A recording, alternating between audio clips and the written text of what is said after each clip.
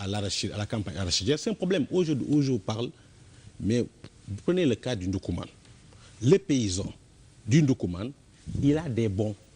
Il a déposé son arachide. Et parfois, pour vendre cash, il vend à 165 francs, 170 francs, 175 francs. S'il vend à 200 ou plus, il prend un bon. Celui qui lui donne le bon va vendre et revenir. C'est un état de fait qui est là. Si vous en doutez, vérifiez. Moi, je ne parlerai pas sur des bases sans vérification. Vous savez, il faut que le gouvernement s'appuie sur encore le secteur privé.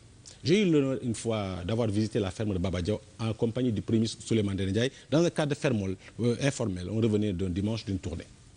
J'étais fasciné par ce que j'ai vu. Ouais. J'ai dit au premier ministre Souleymane Ndéné en son temps, il suffisait simplement qu'on ait 3 Sénégalais dans chaque région comme ça pour qu'il n'y ait plus de chômage en milieu rural chez les jeunes, que l'exode rural soit renversé, que les Sénégalais puissent manger et à leur faim et à moindre coût.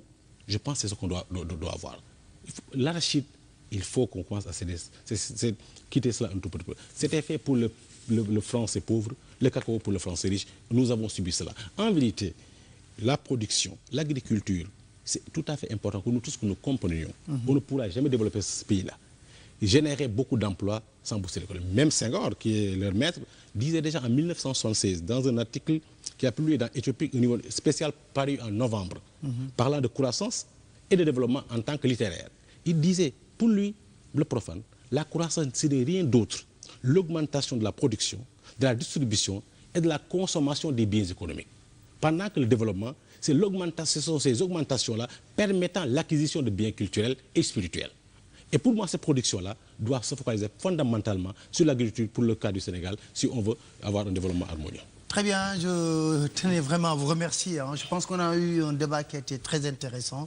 Un débat pas du tout polémique. Vous voulez réagir sur la question de bonne gouvernance?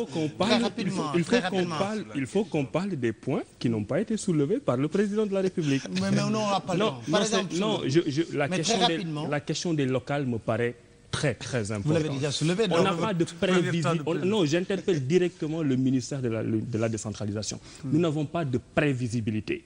Nous ne savons pas quelles sont les attributions de nos villes. Nous ne savons pas quels sont leurs budgets. Pour le fair play démocratique, il est nécessaire que si c'est une loi, qu'on la prenne. Si c'est un décret d'application, qu'on le prenne pour qu'on sache exactement à quoi on va. Sur la gouvernance, je souhaiterais juste un point. C'est sur la moralisation de la vie politique. Nous sommes en train de vivre au Sénégal ce phénomène de la transhumance qui rebute tout le monde.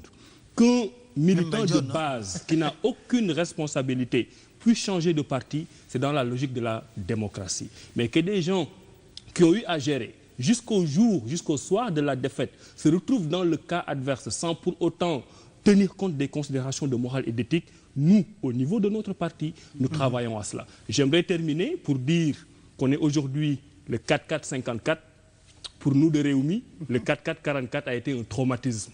Nous espérons qu'on n'y reviendra pas. Et je lance tout le bonjour à tous les militants de Réumi. En vérité, vous savez, moi, le président Macky Sall, je pouvais tout accepter de lui, tout attendre de lui, sauf la promotion de ces contre-valeurs-là. Vous savez, en politique, il faut que les gens respectent le principe de la rotation des élites. La politique n'est pas un métier. Si certains sont assez indignes pour ne pas préserver leurs convictions, que le président soit assez ferme, assez respectueux de son serment vis-à-vis des Sénégalais pour ne pas promouvoir de telles pratiques. Vous savez, Aliou Sow peut être ministre pendant 10 ans presque, membre du gouvernement. Le 25 mars, avant cela, j'ai tout fait pour que Wade soit réélu, pour que Macky ne soit pas président. Et après la défaite de Wade, que je m'aide là à me rappeler, je ne sais quoi encore, pour aller me faire inviter à un conseil ministériel de Macky Sall, en changeant d'allégeance politique pour devenir membre de son parti, c'est inélégant, détestable, comme le dit Mourinho. Alors, merci. Je pense que sur la question, il y a presque unanimité sur la question. Je pense que, autant aujourd'hui, comme il a rappelé dans le discours, il faut saluer la loi qui vient d'être votée sur la déclaration de patrimoine, qu'il faut encourager, élargir. Autant il faut saluer l'initiative de mettre en place enfin l'OFNAC et lui doter des moyens, autant j'ai mal quand je vois la promotion de certaines contre-valeurs.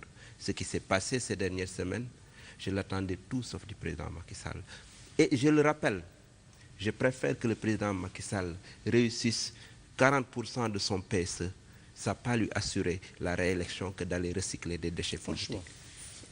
Bon, sur la question de la bonne gouvernance, je crois que des actes forts ont été posés au niveau de notre pays, ce qu'on a appelé la traque des biens mal acquis. Moi, peut-être qu'il faut donner la présomption d'innocence et parler de traque des biens supposés ou présumés mal acquis.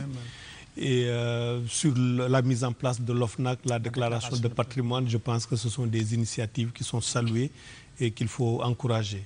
Maintenant, ce qui est certain, parce que je ne pense pas qu'il faut lier la question de la transhumance avec la posture d'un message du chef de l'État. Là, c'est le chef de parti qui intervient. Quand on parle maintenant de chef de parti, moi, vous pouvez connaître ma position. Parce que le 14 mars 2001, le président Wade m'a fait appeler, m'a reçu dans son bureau.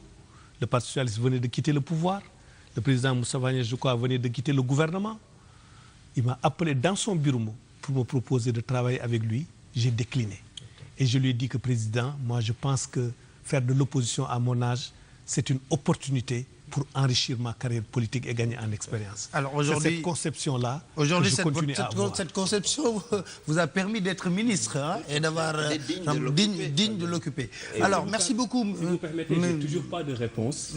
Vous aviez fait un engagement. On est à la fin de l'émission. Oui, mais lui, c'est le Rufisquois qui parle. C'est le Rufisquois, mais nous tous. Bon, je vais rappeler ce que j'avais dit à l'époque. Je vais rappeler. J'ai dit qu'il y a 4 établissements ou 5 qu'on envisage de réhabiliter. Abdoulaye Sadji, De Gaulle, Mariama Ba, Ahmed Fall et le Prytanée. Et j'ai indiqué que nous sommes en train de rechercher le financement. C'est ça que j'avais indiqué. Nous avons obtenu le financement pour Mariama Ba. L'appel d'offres est lancé et attribué à une entreprise. J'ai fait une réunion avec les entreprises la semaine dernière pour leur demander d'accélérer les travaux. Et on a obtenu le financement et l'appel d'offres est lancé pour Ahmed Fall. En ce qui concerne Abdoulaye Sadji, Charles de Gaulle et le Prytanée, nous continuons à rechercher les financements, soit au niveau de partenaires, ou bien on va essayer de voir comment on peut progressivement le faire dans le budget de 2015. Je pense que la réponse a été donnée. Abdourahmane est satisfait peut-être par cette réponse. Parce que nous aussi, nous avons fait le lycée Abdoulaye Sadji. Et on a vu que le lycée est dans un état de délabrement très avancé. Pour le moment, on a les bailleurs de fonds ont préféré privilégier le genre, les filles. C'est les 2 lycées de jeunes filles pour lesquels on a des financements. En tout cas, je vous remercie vivement d'avoir répondu à cette invitation. Et je pense que ce débat a été très utile pour les téléspectateurs qui nous suivaient depuis 20h. Je vous donne rendez-vous demain lors du grand défilé qui aura lieu au niveau du boulevard du Centenaire, boulevard Général de Gaulle. Alors, on aura le temps de revenir en version Wolof avec le discours du président de la République. Le temps n'était pas permis. En tout cas, je vous donne rendez-vous demain, Inch'Allah, à partir de 9h au niveau du boulevard du Centenaire.